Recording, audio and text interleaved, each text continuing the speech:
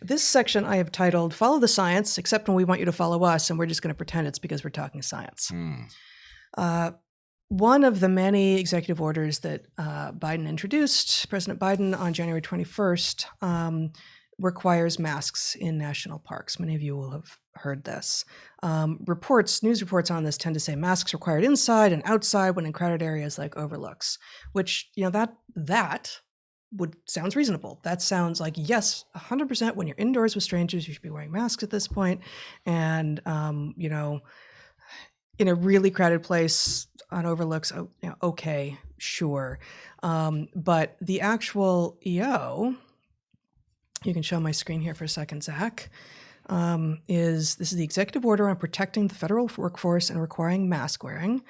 The second paragraph, accordingly, to protect the federal workforce and individuals interacting with the federal workforce, and to ensure the continuity of government services and activities, on-duty or on-site federal employees, on-site federal contractors, and other individuals in federal buildings and on federal lands should all wear masks, maintain physical distance, and adhere to other public health measures as provided in CDC guidelines. Thank you, Zach. So that doesn't actually specify that that you're not required to wear a mask if you're away from people outside. And that worries me because everyone who spends any time outside now, and you all should be, especially if, you should be in whatever form you can be, but if you're taking walks right now, I assume anywhere in the world, and I certainly assume anywhere in the United States, although there may be parts where this is less so. I can only speak to Portland, Oregon, and from very brief moment last week, Los Angeles, knows the social pressure that is being brought about by this pandemic. Those of us like me who walk around with a mask in my pocket, or depending, in my hand, ready to put on, but not on, ready to put on at a moment's notice, should it be necessary, get assessed as if we're all walking around like sneeches. This is something I was talking about a lot last summer. It's like we are star-bellied sneeches and sneeches without, and there are indicators by which tribal assessments are immediately made, and once made, you are slotted into a whole lot of other things. If you are not wearing a mask, some people's eyes will seem to say, and I've indeed seen some, I have not been involved in any of them, but I've seen some sort of yelling altercations between people.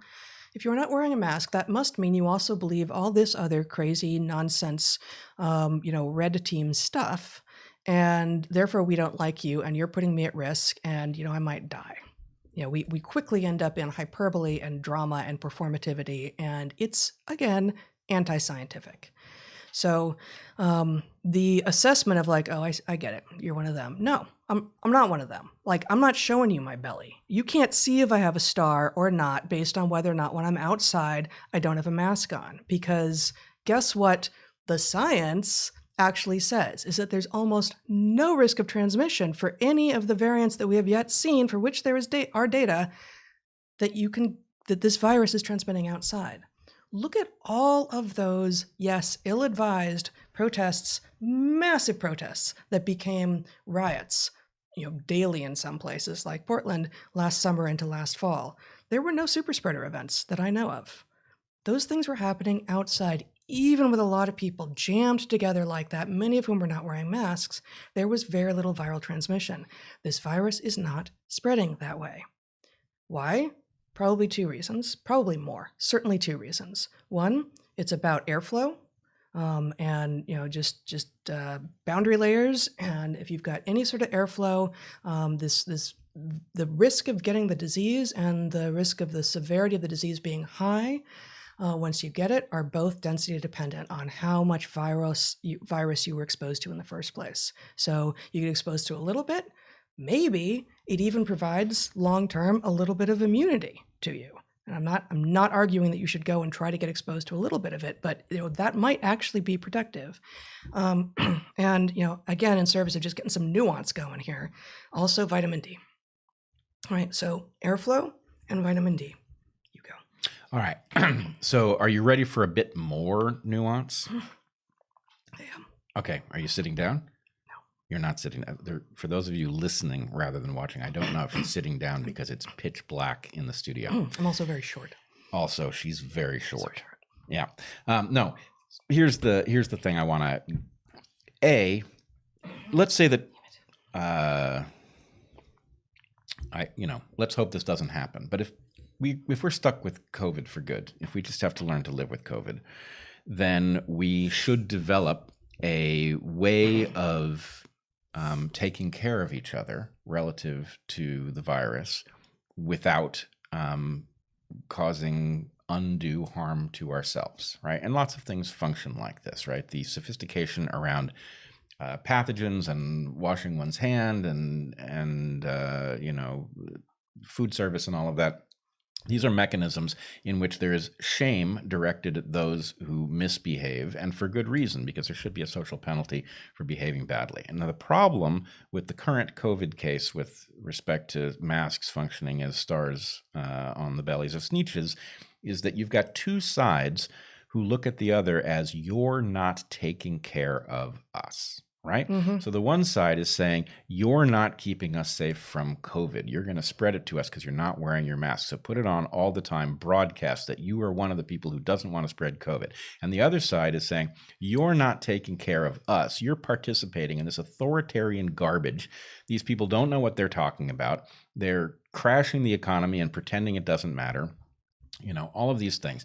And, there's a degree of truth in this. Those who refuse to wear a mask are definitely putting other people at risk. And those who are imagining that if you're wearing a mask, you're a better human and therefore wearing them all the time is a good idea are participating in spreading authoritarian garbage. Now, the problem, the hyper-nuanced issue, as we've been saying from the beginning, COVID does not appear to transmit outdoors. But that doesn't mean it couldn't learn that trick. Yep. If it learns that trick, how will it do it? It will do it because people are careless outdoors, and therefore some, virus that has a little bit of an edge in that regard for some reason or another, just by luck, will end up transmitting and creating more cases, and it'll get built up the way every other adaptation does. So the point is, at the moment, we appear to have a gift, that we have a way to stay away from COVID and make ourselves healthier and make ourselves psychologically more sound, and it works. But if we treat it carelessly, we could lose it. So I think the right place for that line to go is exactly where you said. If you're at an overlook outdoors and it's crowded, you should wear your mask, even though the evidence says you're not going to get COVID there, right? Mm-hmm. Why? Because we have to protect the loophole that we've got, right? And so I want to see, and in fact, we've lived by this. But if you are alone, or just with people that you're already potting with, you should not be wearing a mask. Right. It's actually potentially going to create more health problems for you, especially if it's winter and you're otherwise all covered up and your face is literally the only place that could be exposed to the sun. Yep. You want to be exposed to the sun. Yeah, for vitamin D reasons, which are very directly relevant to COVID. So what you really want, if we could just take the politics completely out of this question, what you would really want is for us to have a collective discussion like the one that you and I have been having since March. In which we built up a model that would allow you to know whether somebody was being an asshole or whether they were just simply taking advantage of a safe situation, right? In other words, as you pass somebody on the street, right, the fact that you pass them on the street and you don't pull a mask up is not necessarily bad news. For one thing, we can keep each other safe.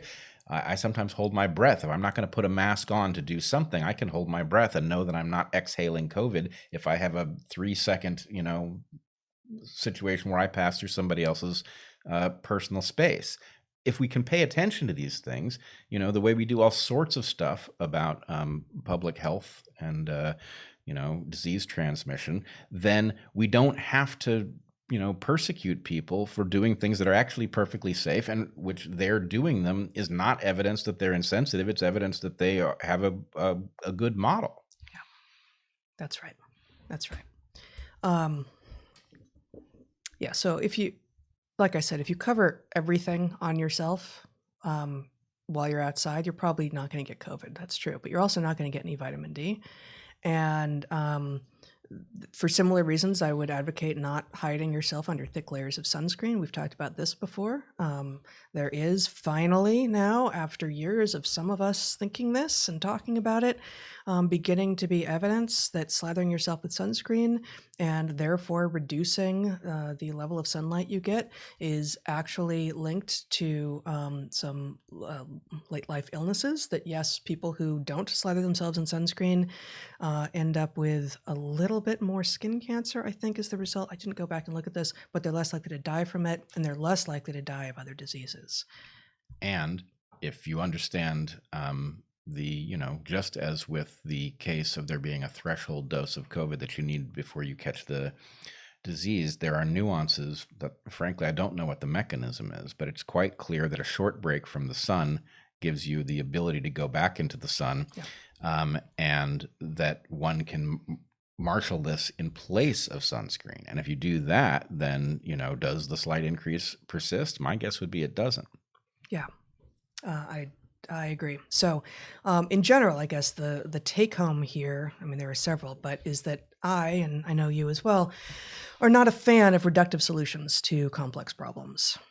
So I've been preemptively skeptical of pretty much all of these one word or one phrase, these single note solutions to the pandemic, hydroxychloroquine, vitamin D, vaccines, ivermectin. Like, really, that's like, it's just going to be the one thing. That seems like a very unnuanced and uncareful approach. That said, just on that list that I just gave, those 4 things, 2 of them at least have incredible promise and almost no risk. So vitamin D and ivermectin as potentially prophylactic, but almost certainly useful in reducing symptoms if you do contract COVID-19, widely available, not still under patent apparently, so quite inexpensive, as a treatment rather than a vaccine level prophylactic for COVID has huge promise, and I want to say it's just beyond promise. Like, it's just being used in a lot of protocols at this point, and there are a lot of papers that show some that are beginning to be out about vitamin D.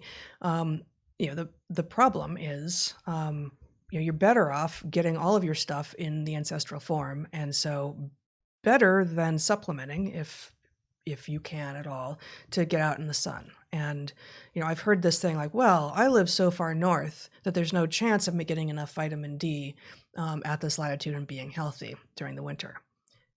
Guess what? People lived far north before there were vitamin D supplements.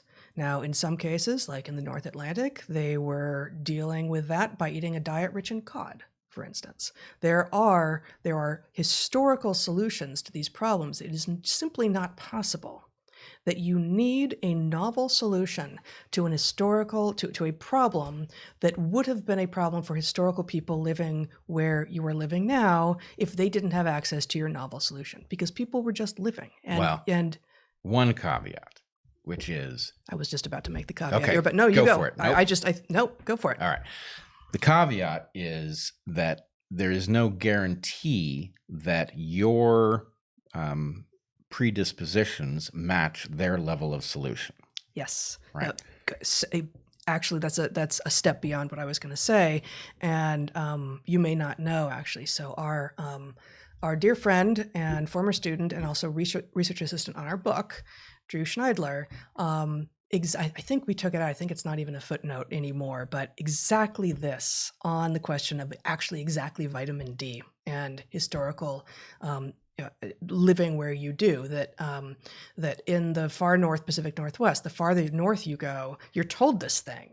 And his point was, if you are from the population that lived here 2 or 10 or 15,000 years ago, look to your ancestors' wisdom, look to the cultural practices that they retain, and maybe that ancestral wisdom will apply to you, even if you are from a different population, as he is. Even if you're Anglo, living in ancestrally, obviously Native American land, maybe their solutions will work, and maybe their solutions are actually particular to the population to which they belonged.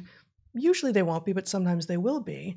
And like you can decide this carefully on like a step-by-step basis without having to reduce it to a single, like, wear a mask, wear sunscreen, The key is you need the model, Yeah. So it's perfectly possible for light-skinned people for the ways that dark-skinned people deal with UV radiation near the equator to be insufficient for light-skinned people faced with the same hazard, and vice versa. It's possible for the solutions that light-skinned people have for vitamin D to be insufficient for somebody with dark skin if you move far enough north. So you got to pay attention to those things. But the point is, if your model says, here's how vitamin D is produced, right, and here's how I interface with that model, I am either advantaged or disadvantaged relative to vitamin D production based on melanin content or something like that, you can at least figure out whether you've got something you need to correct for, and the ancestral way will do it or it won't do it, in which case you might have to do something else.